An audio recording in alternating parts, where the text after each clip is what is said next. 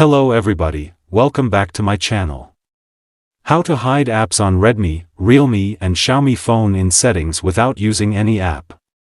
Do you want to hide your apps in phone settings? When you hide an app, it still stays on your phone because you're actually just hiding the app icon. In this video, I'll show you how to hide apps in settings without using an app. Let's get started. Go to Phone Settings. And now search for Hidden Apps and click on it. Now from the app list select which app you want to hidden. Suppose I want to hidden one VPN. Just turn on this icon.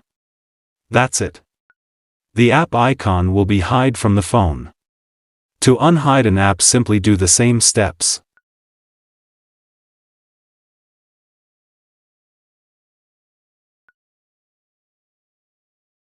So this is how to hide apps on Redmi, Realme and Xiaomi phone from settings without using any app. Thank you for watching this video. If you want to get more update video, please hit the subscribe button and turn on all notifications icon.